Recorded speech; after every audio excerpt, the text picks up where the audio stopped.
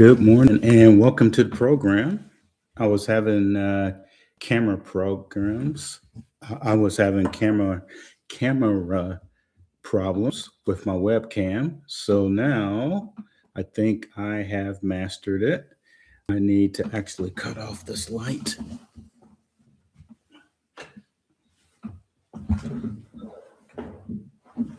Okay, so this is better.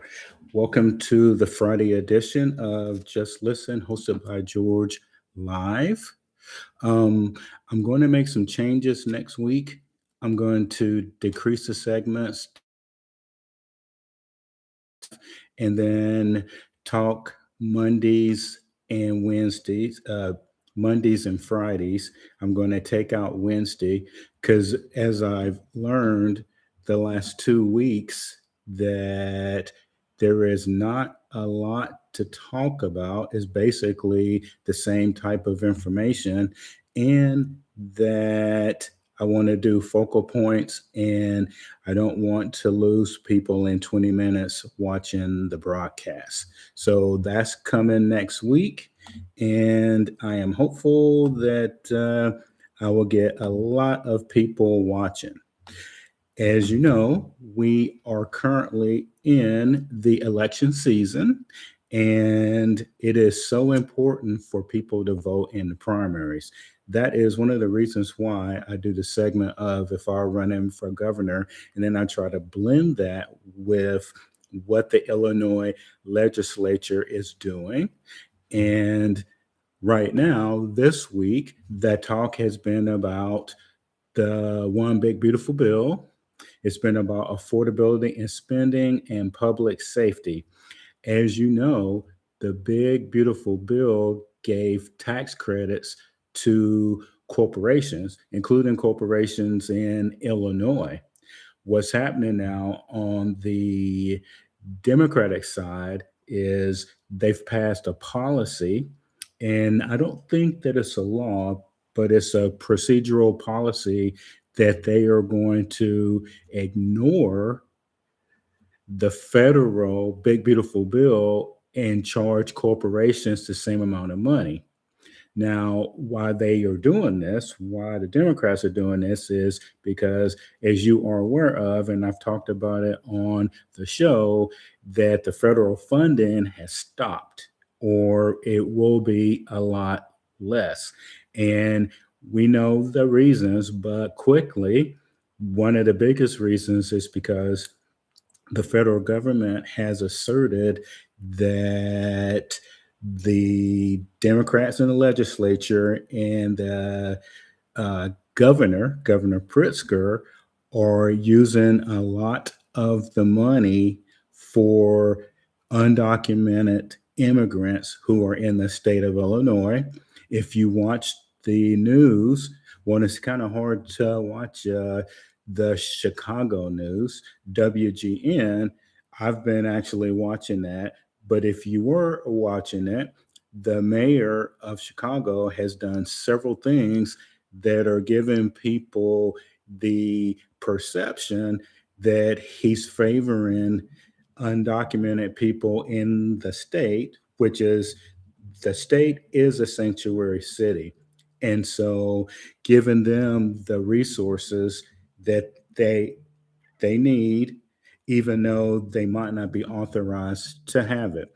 Now, the only alibi is for the kids who are here illegally. And I think that we all feel this way. You're going to have to give them the services because it's not their fault that they're in the circumstances. It would be the parents' fault. Now, a key thing that they did, meaning the Illinois legislature, is that they have tried to cut off funding to people, undocumented people, adults. So they've actually done that part. And so that is one positive thing out of 100 other things that they've done that can actually be beneficial. Affordability and spending. They both sides, the Republicans too, We're talking about affordability and spending. And so the big thing for Republicans in the state is that they think that migrants are getting a lot of the money.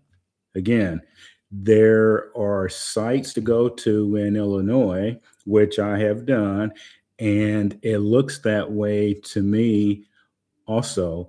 And the proof is in the pudding. If you look at the laws that I've talked about that were passed in 2025 that supported the notion that you can't even check somebody's status. You are not allowed in Illinois to know somebody's citizenship status. Affordability is important for two reasons. So the more money that we're spending on this, we cannot spend on other things. And as a net result, there's going to be more taxation to the voters, to Illinoisans in the state coming up this year. And like I previously said, I foot stomp it again. They they have to get the money from somewhere. So they are going to do it with property taxes and energy costs. That's what the Republicans think that they're going to do. Now, next is public safety. The Democrats and Republicans in the state are arguing who can take the credit for crime going down in the state. Well, who do you think should get credit for it? Was it the fact that the federal government sent in ICE to get undocumented people? Was it the fact that in Washington, D.C., for example, crime dropped over 40%? Now, that is measurable. In Illinois, it dropped as well. And I use DC because we see the pattern emerging of when the federal government sends in the Air National Guard, well, the National Guard, sorry, um, you see a reduction because apparently the bad guys don't get in the streets, they don't commit these crimes. ICE has a database where they go in and look at people. Now, the only issue with the public safety that I would caution Republicans on is how it looks. People can watch the same video and see different things. That's that's not an assertion. That is a fact. And if you've watched the mainstream media, they don't show the whole video. They show the 1 or 2 minutes that it got out of hand. Public safety and immigration should not go hand in hand because actually if you look at states like Arizona, for example, where the local law enforcement does the actual investigation to see if people are there legally, then they catch it there. And in Arizona, have you heard of any uh, wild protests where people got hurt or killed versus you have uh, Minnesota where it just really got out of hand? It would have gotten out of hand in Illinois. The difference is there were less people affected, and ICE, to their favor, they didn't stay there after they had arrested the people that were committing the crimes. So that these three things this week is what the candidates have been talking about. And in Southern Illinois, I'm hoping that we, the people, are looking at what these guys are talking about. And the bottom line is we need people to vote in the primaries. Now, I can't throw stones about that because the last several years, I haven't been voting in the primaries either. And locally here, we really need to be because that's how you vet people to go up against someone like a JB Pritzker, who's had 7 years to change things in the state, and it just has not happened. And also, uh, there's an upcoming event for Republicans, February 21st, 2026, at Wakandan High School. That's in Illinois. I'd never heard of Wakanda.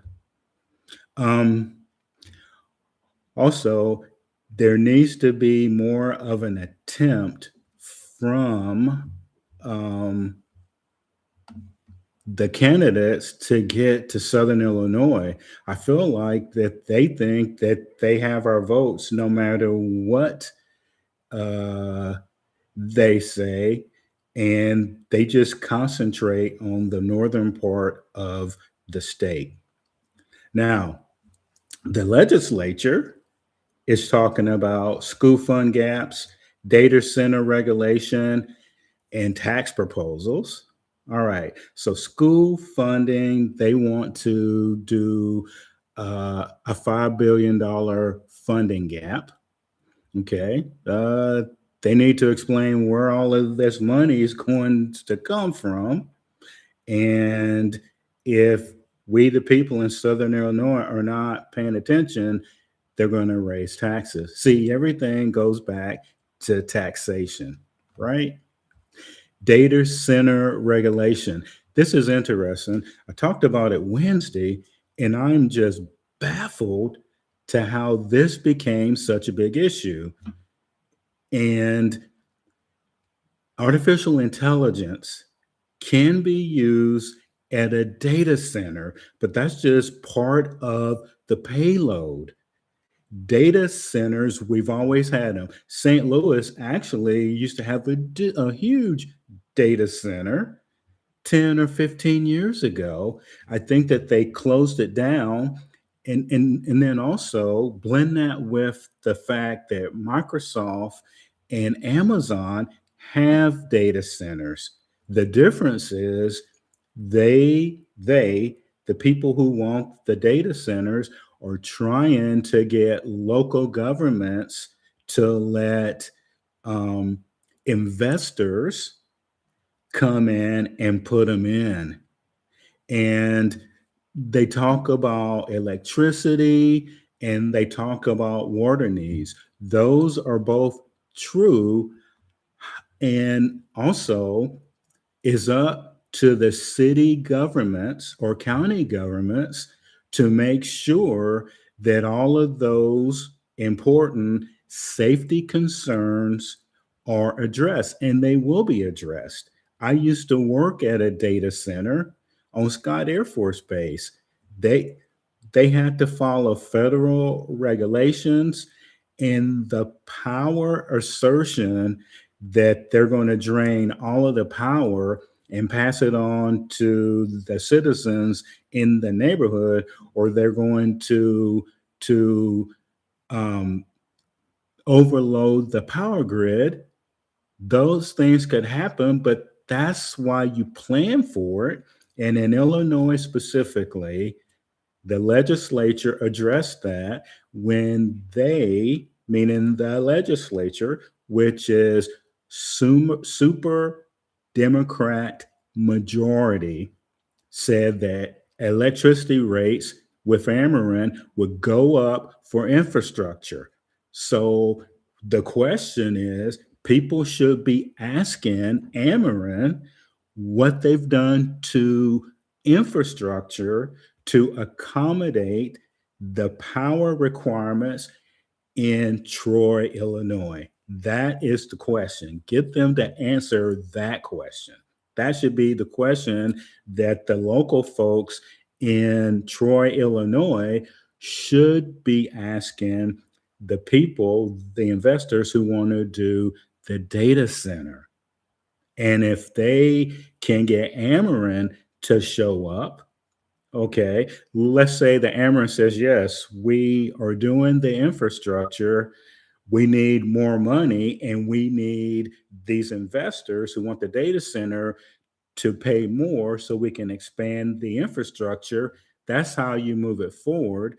You don't move it forward by just asking the investors and not having people from Ameren and also the water company. They they should be involved in this conversation, and it's strange to me that they are not. Okay, so that's something else to talk to your local representatives about. Talk to them about why electricity is so high and why they're probably going to raise it again. Now, next we have the tax proposals. They want to do a billionaire wealth tax, and they do want to give property tax relief to senior citizens and reduce the barriers for veterans seeking tax exemptions. Now, I brought up the property tax relief because if the legislature was really serious about that, they would have already done it. On the Republican side, they have already submitted a bill in early 2025, and there has been no movement on it. And what the was concerned about last year was immigrant rights in Illinois. So if you don't agree with that, talk to your Illinois representative who's in the legislature who's supposed to represent you. And in Southern Illinois, we have a good one in the House of Representatives. The state senator for this region, I don't believe that it's the same. And we should be talking to him about why this is being allowed to happen, because the blend of the podcast is putting you in the know, and then you can contact your local representative. And trust me, numbers of people contacting them have power. If we're not contacting them, nothing will change. And it's just me flapping my lips. So that's what I'm trying to get people energized into doing. And that wraps up this segment because there was a little flurry of activity, but it's the same policies and activities coming from them. And if you can see, there's no big push to look at taxation on property taxes and also on these sales taxes in the state. So if that's important to you, please contact them about that. Now, I talked about AI and the data centers blend. So I've already talked about that. Please reach out to your local politicians. Nationally, there is a big fight going on between the federal government deregulation for AI and put in regulations on the data centers. Again, those are two different things. So if you're looking at data centers and power requirements, water requirements, making sure that the environment stays safe, that is 100% what you should be doing. Because as I've told you previously, that's what we did when we did data centers 15 years ago. They called them computing centers. That's the only difference. And the scale wasn't as big because a lot of the data centers support business Business meaning any applications that a business is running. And they have certain requirements at the company to save money. That's how come they're moving them to data centers. That's what they're trying to do so that they don't have to do it in-house. So that's an opportunity for us to contact our local representatives for the legislature, House of Representatives, and state Senate person as well. And to end, let's try to get facts and details out there. I'm trying to make this exciting for you, and I think that I'm doing that. Please give me some feedback. And I'm putting information out there on Facebook, meaning the dates and times that I'm out there. Like I said, I'm going to change it, and I ran a little bit over today. I apologize. Next week, though, it's going to be 15 minutes, and that's how I'm going to tune the show. This is Just Listen Live, hosted by George. Have a great day. Enjoy Mardi Gras and give someone a hug. And see you next time.